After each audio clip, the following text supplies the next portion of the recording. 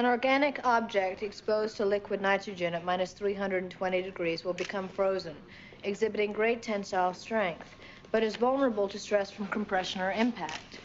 Now, I've seen this demonstrated on a fish before. I don't think they'll be performing this experiment on Beekman's world.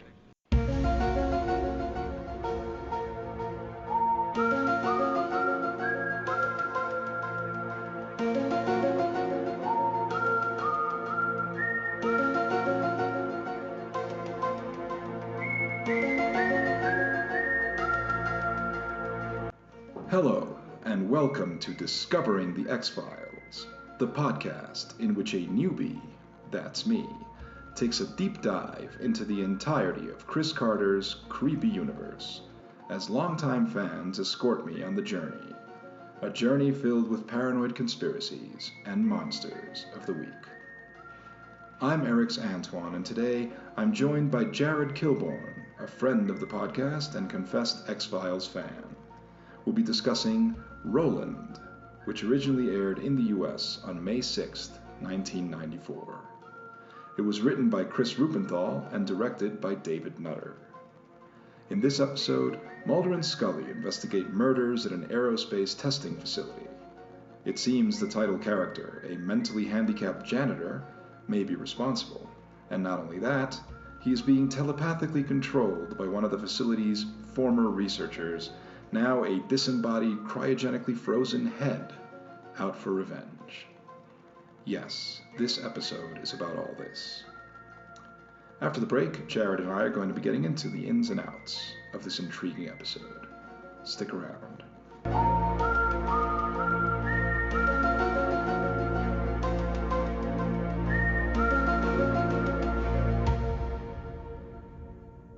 You know, I had a dream last night. I dreamt I was swimming in this pool, and I could see my father underwater. But when I dove down, the water stung my eyes. I couldn't find my father. I can't tell you my dreams. Why not? Bad. Your dreams are bad, Roland. Not you. You're a good person. Hey, so welcome, Jared. It's really good to have you on. Thank you. I appreciate that you're here. I appreciate that you're following the podcast and you're hopefully enjoying it and all that. And how you doing today? Not bad. Thank you very much for having me. I'm loving the podcast. Been hooked with the X-Files for a long while. So at the advance or at the notification of that there's another X-Files podcast starting up, I was like, I got to kind of jump on board. Yeah, definitely. I mean, it was a pleasure. I got that message. You seemed very enthusiastic about it, and I thought, it would be cool too. Absolutely. These are tough times. I think we need all the distraction. Any show worth binging, especially X-Files, is a good way. Ironically enough, distrusting the government right now. Yes. But yeah, any chance to get away from the outside world is always welcome in my book. Yes, I have to agree. We got to consider that.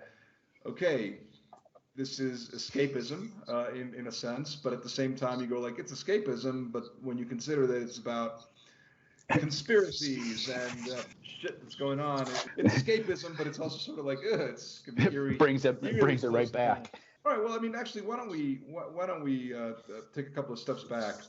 So give me because this is your first time on the podcast. So give me a little bit of an idea of your personal relationship to the X-Files. Just a quick run through. A big fan from Go. I think I had missed the first couple episodes when they initially aired, but pretty much jumped on board. Remembering like commercials, seeing and I was like, I definitely got to get into that. And it's the first real fandom I had, like quote unquote adult fandom. I had like all the cartoons growing up as a kid and comic books, but this was like kind of that leap into, a serious show. I had Next Generation, but that was wrapping up. And this was starting up. So this was like the perfect show to kind of get into. And this checked all the boxes. that at the stuff I was into, and never missed an episode, or, like I said, once I started, never missed an episode, and then eventually would go back and pick up the details. So that's pretty much kind of where it all started. And so you were there at the start, like you watched this when it aired originally. I do remember. And would you say that are you a mythology guy or are you a Monster of the Week guy? I kind of bounce back and forth. It really depends on what the Monster of the Weekend is. And with the mythology in the beginning, especially, I was really involved. And I remember there was a box set like about 10, 15 years ago where it had like all of the mythology episodes. So watching that, it pieces together a little bit easier instead of it spread out over the 9 seasons. But I definitely liked the Monster of the Week or the Case of the Week as well. So it kind of was, you didn't have to feel as attached. And when you're jumping in right in the middle, you kind of hope that, like, well, what are they talking about? Who's this guy and what's he doing and what's that other stuff? I think that seems to be kind of a consensus, especially for people who watched it as it was coming up, that the mythology episodes are something that now feels a little bit more like a modern show, that now the TV tends to be serialized. So right. if a show like the X-Files came out today, it would pretty much be all about the mythology, and the Monster of the Week episode might be the rare little sort of outlier that would just pop in now and then, but it would be much more heavily focused on mythology since everything's so serialized now. Whereas 30 years ago, they were very resistant to do that kind of thing, especially with syndication and all of that, having this complex mythology, and it's not even entirely serialized. It's, as you said, it's spread out over 9 seasons, and it's not exactly there, So right. That could be confusing it's not this kind of thing where you can just jump in. Right? You have to sort of be following along.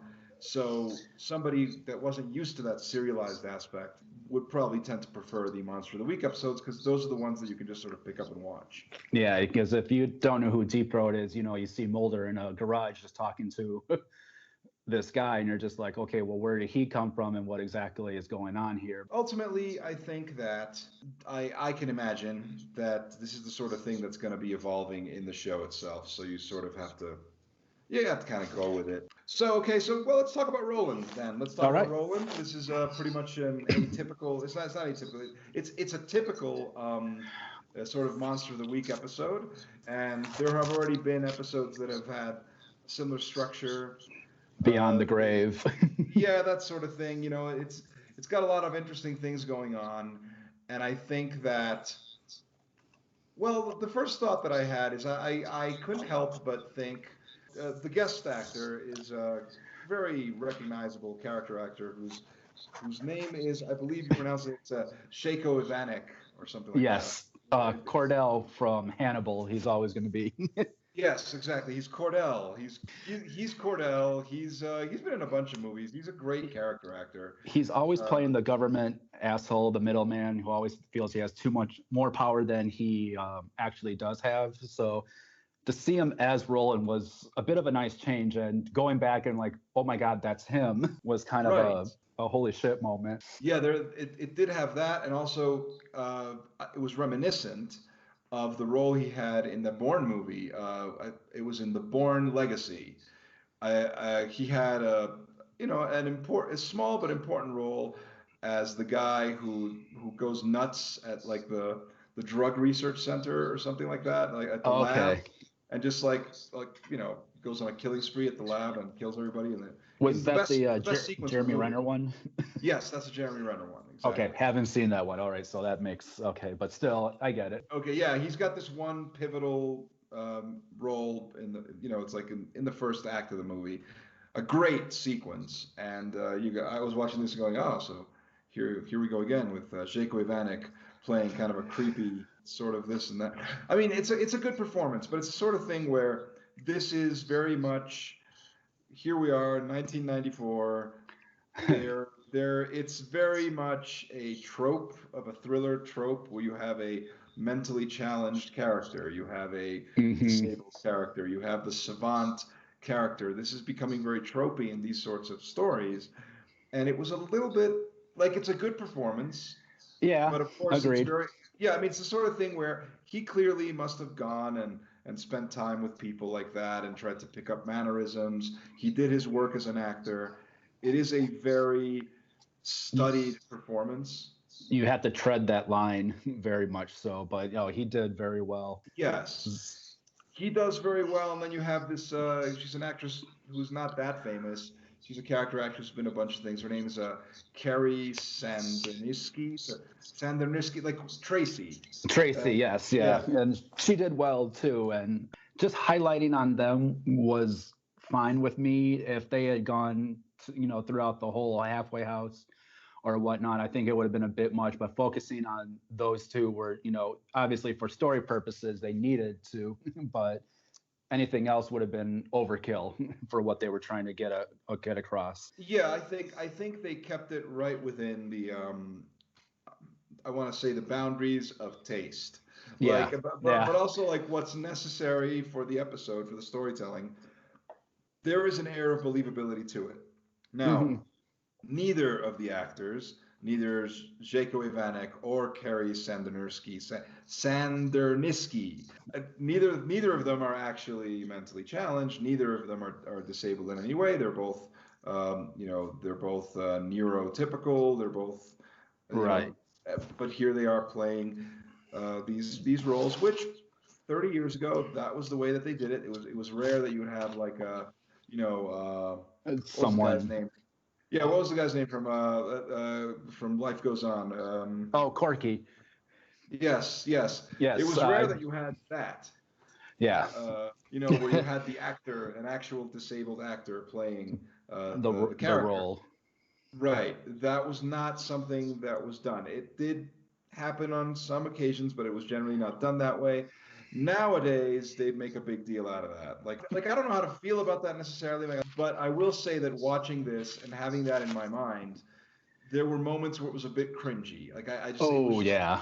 it was just a little bit too much. It was like, yes, I appreciate this, but it's laying it on a bit thick. It was just a little bit difficult for me to entirely swallow it. The scientist, the asshole scientist, was a Keats, be the one to acknowledge that, like both times when in the cold open where Yeah. he is like, oh well, this is how you enter the car. It's not that hard. And then he's like, well, to Mulder, he's like, well, he's not really a rocket scientist. And you're just like, you just feel that wave of uncomfortable just coming over you, and you're just like, it's like he's enjoying it way too much. Well, yes. I mean, he's clearly, and this is also deliberate. I mean, that character is a dick, Yeah. and I think we're meant to cheer on his demise, much as we would the demise of the asshole in the slasher movie. Uh, Interestingly enough, Yeah, that's I was gonna say. yeah. I mean, he gets. I guess the movie Jason X. The best kill in that movie clearly was ripped off of this episode because it's 8 years earlier before. Yeah, exactly. I saw that. I'm like, oh my God, yes. Could we yeah. please just take a minute to acknowledge that? And then, comically, they have the outline of the body. I don't know comically because obviously I've never seen a crime scene like that before, but they have the X's of where the pieces are, and you're just kind of like, That's dark humor. Like that had to be deliberate because there's yeah. like that is pretty hilarious. I don't know that the crime scene. First of all, this particular murder is a rather unique thing. I don't Right. know that this has happened too often in real life for that kind of crime scene to exist. But I know that that's obviously just a little bit of dark humor on the filmmaker's part, and I appreciate it. I mean, it is very funny. The other actor is kind of cool. So you mentioned at the top, you talked about TNG, Next Generation. You were into that. Uh, Yes. the actor who plays, what's his name? Nolette. He was on DS9. He was on DS9 a couple of times. He was the scientist that he was the Bajoran That discovered scientist Odo. exactly discovered Odo and Odo's appearance a tribute to him. Yep. And he was on a couple of episodes, or at least one episode of TNG. I'm pretty sure it was him. I think that was Ken Jenkins from Scrubs, but I thought Nolette was Ken Jenkins. So they really look alike, and you could probably interswitch them a couple of times. Yeah, it's just that I know. I'm like I recognize his name. His name's James Sloyan, and he, he's one of those character actors who showed up in a bunch of stuff in a bunch of TV throughout the '90s. And I know I'm positive he was on TNG. I'm just not sure, and I'm pretty sure he played a Romulan, but I'm not sure if he was the defector or if he was some other Romulan. But I'm pretty sure that he played an important role also in TNG. Okay. I mean, I'm 100% sure about the DS9 thing because Yeah. he appeared more than once, but on TNG I'm sure he appeared at least once, and he's a good actor. He's very good at playing this kind of smarmy character. Who just so happens to be watching the security footage while Mulder and Scully kind of discuss what's been actually going on. Yeah, I kind of felt that trope was like, okay, of course. Yeah, well, I mean, they do have to get there somehow, but yes, I mean, I think the episode is basically good. I think it's an intriguing story, even though it relies on tropes that are a little tired at this point. The Yeah. savant, I mean, so it's part Rain Man, part Good Will Hunting, part. What I was kind of thinking watching, I was like, oh, all right. Because I initially thought it was like, oh, it's the Good Will Hunting episode, but I was like, oh no, there's a little dash of Rain Man to add on top of with the psychic ability. Right. It's as if, what if Rain Man were like a techno thriller in which Tom Cruise he somehow possesses Dustin Hoffman and forces him to commit murders. The thing is that like there's a little bit of that. There's a little bit of the Good Will Hunting, and it made me think that, and I could be reaching, but I do know for a fact that when Ben Affleck and Matt Damon wrote the script for Good Will Hunting, I don't know if you know this, but like the first draft of that script was very different, or it was considerably different in any case from what we got in the end. And in their first draft, they had a much more expansive thing. They had this whole subplot which involved like a government conspiracy, Will Hunting getting involved with the CIA, and they had like action sequences and all this. Because what they were doing, I mean, they were, basically novice screenwriters. So all that like Damon and Affleck were doing, I mean, they grew up together and whatnot. All they were doing was just like, just throwing stuff at the wall and essentially just doing an amalgamation of all their favorite movies. And who knows? Maybe they were into the X-Files. The scene where he solves the equation on the whiteboard, that's straight. That's like pure. He's a janitor. He's a goddamn janitor. Yeah, you expect Robin Williams to pop up, but tell him it's not his fault. But Mulder does a good job, kind of reining in Roland, kind of talking to him, kind of making sure that look, you're okay. This isn't what you're doing. And of course, he finds the one spaceship toy. It has to be a remote controlled spaceship, but explaining to him, but his Mulder's comments about, you got more styling than I am, and more shirts than me. Mulder was very on point, and this was kind of a good quippy episode for back and forth between Mulder and Scully. I enjoyed it. Yeah. I think that there's a couple of things. You see a side of Mulder which comes out now and then, where because he's always very much the laconic kind of. I'm the smartest guy in the room. Right. The company's got that down pat, but every now and then you do see a crack in that cool exterior that cuts to the heart of him as a genuinely compassionate man. He is a genuinely compassionate person, and you see the way his interactions with Roland, you see that he genuinely is trying to sort of get to him through compassion. I feel that kind of elevates the episode just because of how well Duchovny does the one-on-one with I'm going to call him Cordell without butchering his name. So with him and Roland, I really kind of felt like, okay, well, this middle of the road case is actually kind of better because, like you said, we see the cracks beneath, that exterior that we've kind of gotten to know over these past 20 plus episodes. So yeah, I mean, I think I enjoy all these episodes and that focus on character and that show us different facets of the characters.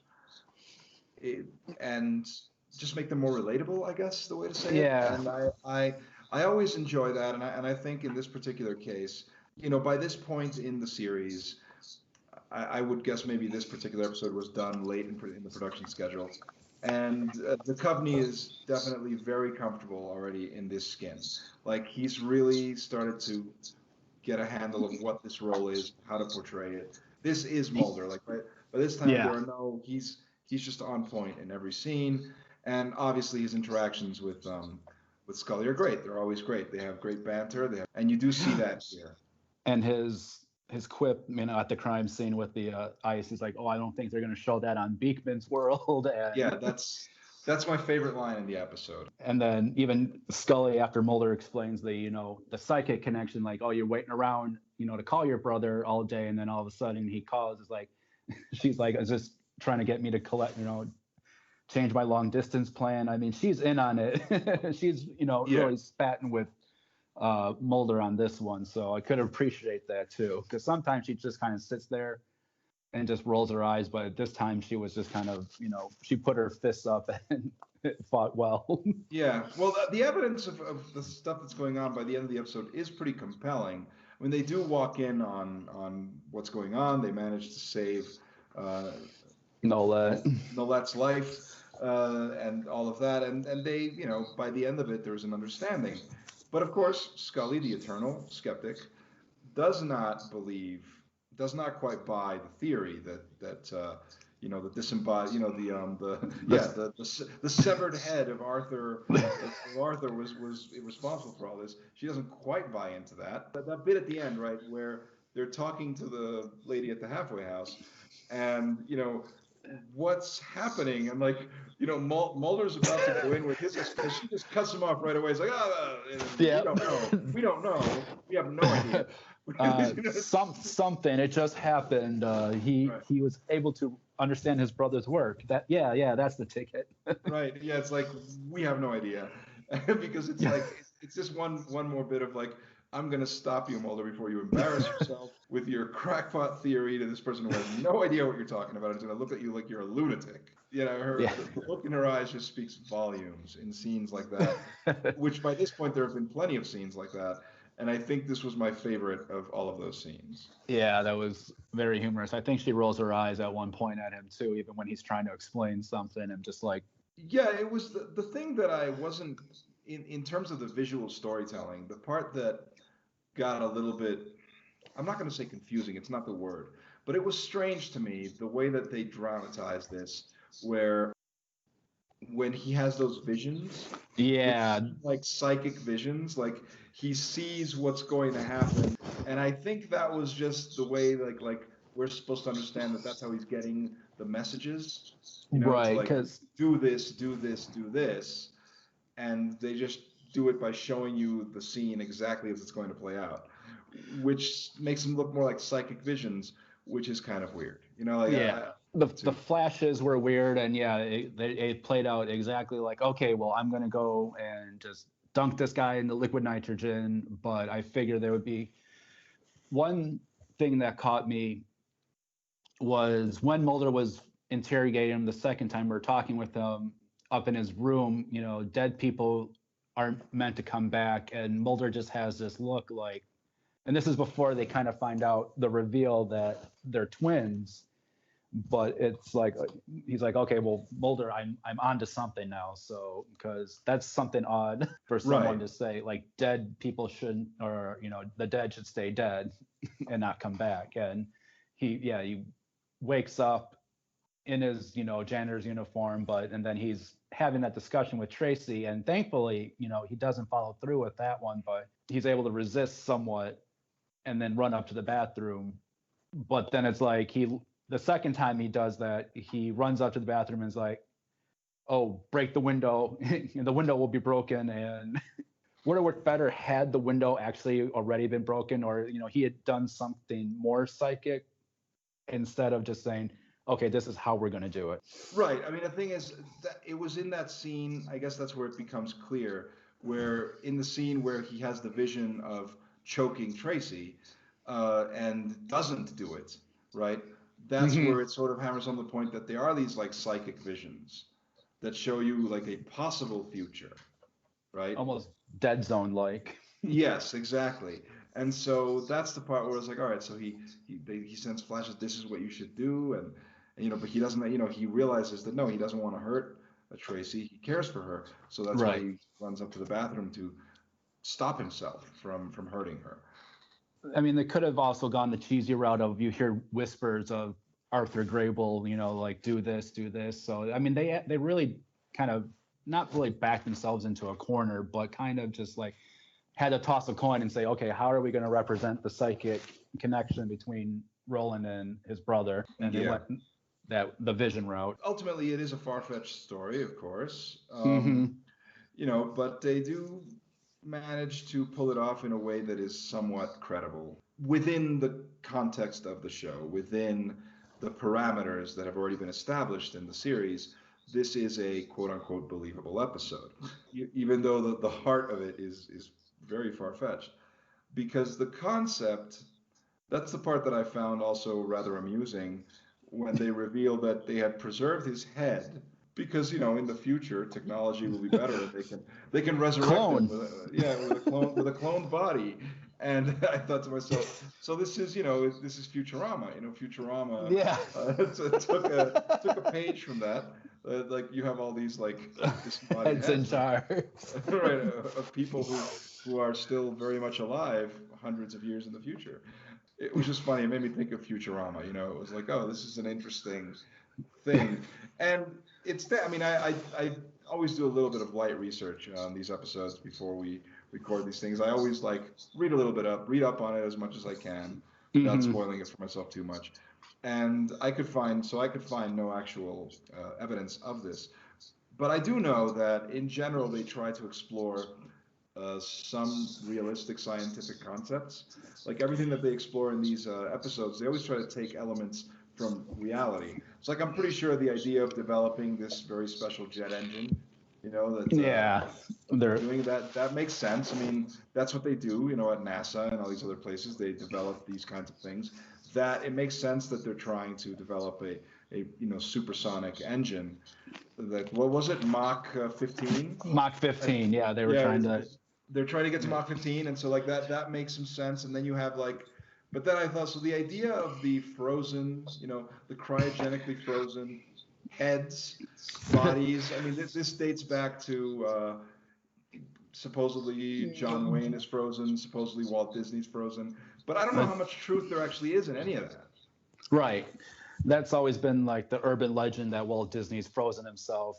Ted Williams from the Boston Red Sox is also apparently frozen. So they're kind of, this was before Ted Williams passing, but that urban legend, like I said, of Walt Disney being frozen, it's like kind of probably jumped off of that and had to find some kind of, besides ghost from the beyond, like, okay, well, he's nearby because when the temperature starts rising, he starts having those flashes, but it really doesn't affect Roland as much because he's still writing away the formula. And I figured, Right. oh, okay, well, if his brain or his body or his, head is losing temperature, skin damage should be taking place and the connection should be severed. But no, he was, perfectly writing along those formulas like it was last week's math homework or something. I mean, yeah, the concept that in essence, because they managed to preserve the head, the brain somehow was still alive. There was still some activity, which, again, this is not something that entirely holds water or makes sense. The theory about the cryogenically frozen people, you got to think, tissue is going to get damaged. Consider that if you take a piece of meat, right? And we know this. Like when we buy meat from the supermarket, we get it when it's frozen. We put it in the freezer. Once you take it out, defrost it, and cook it, you're not supposed to freeze it again. No. Because that's it. You fucked it. Like that's it. There's also a kind of limit to how long it can remain frozen. We've got tons of movies that have that concept, whether it's like Sleeper or Idiocracy. But it's funny, but I don't know that. Be true. The suspended animation wouldn't hold up. One wonders. Okay, so it's basically a good episode. It's an entertaining episode. I'll say that. I think that Yes. it manages to get away with some of the cringiness that it inevitably has. That maybe that element of it, whether it's the mannered performance, where I can appreciate the effort that Shako Ivanek and must have done to try to create this character. I appreciate all that, but sometimes it just goes into such an extreme level that Yeah. it just becomes cringy. Even though it's a good performance, there are moments where it just becomes uncomfortable because it just goes into such an extreme level where it feels on the verge of being a caricature, and that stuff's always Exactly. And I mean, it was a sweet ending with Roland leaving and Tracy telling him, I love you, and he's like, me too. That was sweet because throughout the entire episode, when they're at the house, Tracy's like, oh, I have a dream that we're getting married, and Roland and them are perfect chemistry again together. But yes, yeah, and he brushes his hair like before he leaves, and Mulder and Scully kind of look at one another, and I was trying to figure that last part out. It's like, do they think that Arthur's still there, or is it just kind of it felt kind of odd that way? I think they're trying to suggest it because it's kind of, again, this is one of the typical X-Files tropes where they always want to leave it with a button of ambiguity, with a button of even cases like this that sort of reach a resolution. They always want to leave that little suggestion. I think the implication is that he goes to comb his hair and he seems to be combing it in the style of Arthur, like as if to imply that maybe there's a piece of Arthur still in him somehow, even though definitively, as we can understand it, Arthur has finally died completely because obviously the tissue damage and all that was way too much. Yeah, it was extensive. But in any case, I think the suggestion is that maybe there's a piece of him still there. And like you, I do appreciate that final beat between him and Tracy where they tell each other that they love each other. And that relationship is believable. I like that detail that they take these two characters who are disabled and they point out that despite a mental block or a barrier or a disability of some kind, these are still people that have the capacity for that, for romance, for connection, for empathy, for all these things that are a part of humanity. And when you see stories like that with those kinds of connections, yes, sometimes it's something like, I don't remember the name of the movie, the one with Giovanni Ribisi and Juliette Lewis, yes. the other sister. Yeah. Yes. So again, like that's because you have these two actors who are not disabled in any way performing these scenes that it's almost kabuki. You know what you're watching, and it gets to the point where you can appreciate the sentiment where they're trying to show you that these are people who have lives and feelings and romance and all that, and you go like, I can certainly appreciate it. And just like, I can't watch 2 hours of this, but I can watch 45 minutes of this. I can watch, I can appreciate it, I think, in small doses because it doesn't reach that level. And it's one and done. I can't think off the top of my head if they ever kind of tread back into that territory again. But no, it was one and done. A good episode all around, I feel. Yes, no, definitely one and done. I don't know that I would be a regular viewer of Roland the series, but as a one and done episode, I think we're good. If I have seen further than other men, it's because I have stood on the shoulders of giants. This isn't yours. It's amazing. There's this body sitting there in front of me talking. But you're controlling it, Arthur. Took my work. What good was your work going to do you? You died before you could finish it, before you could publish it. It was mine! And a brilliant piece of work, too. When I saw the writing on the whiteboard, I knew someone had found the key. Mach 15 was within our reach. Our futures were guaranteed. Ironic, isn't it? You did all the work, and I get all the glory. And there you have it. I hope you enjoyed our discussion. And if you did, please subscribe to the podcast. give us a like, take a minute to write a positive review, and go ahead and spread the word on social media. Podcast is available on Anchor FM, Spotify, Apple Podcasts, and other platforms. Look for the Erix Antoine Network on Facebook or on YouTube. You can also follow me on Twitter at ErixAntoineNet, and check out my film reviews on Letterboxd. I'm Erix Antoine, and I'll be back in a few days when Daniel and I will be discussing the Erlenmeyer Flask, which brings the first season of The X-Files to a rather impactful and memorable close. And I hope you'll join us. So until then, let's all remember that the truth is out there. See you next time.